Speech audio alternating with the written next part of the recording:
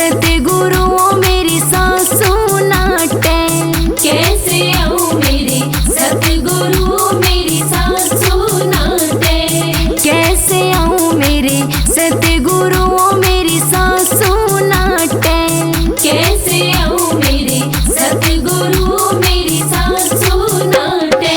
सासू ने चरखा पिड़ा दे आइए सत्संग में आइए। सासू ने चरखा पिढ़ा दे आइए सत्संग में आई। मेरे गुरु बुलावा दे गए सत्संग में आइए।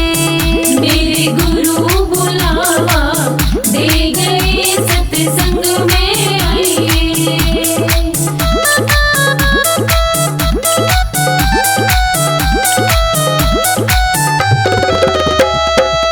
कैसे आऊं मेरे सतगुरुओं मेरा जेठा नाटे। कैसे आऊं मेरे सतगुरु मेरा जेठा नाटे। कैसे आऊं मेरे सतगुरुओं मेरा जेठा नाटे। कैसे आऊं मेरे सतगुरु मेरा जेठा नाटे। जेठ ते घूंघट काढ़ के सत्संग में आइए। जेठ ते घूंघट काढ़ के सत्संग में आई। मेरे गुरु बुलावा दे गए सत्संग में आइए। मेरे गुरु बुलावा दे गए सत्संग में आइए।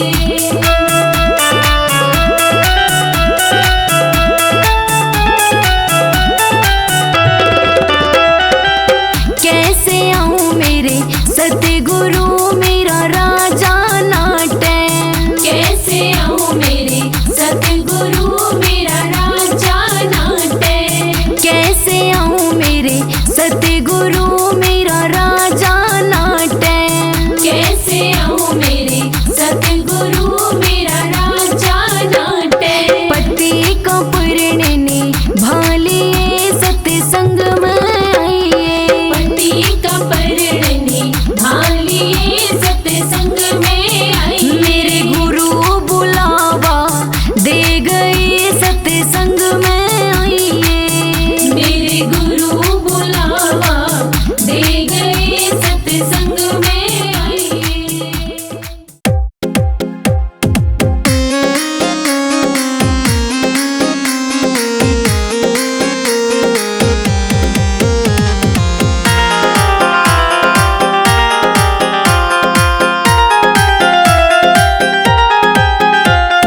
छोटा सा हनुमान चलावे गाड़ी सत्संग की।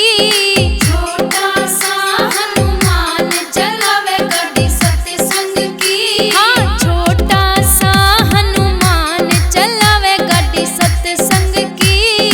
छोटा सा हनुमान चलावे गाड़ी सत्संग की।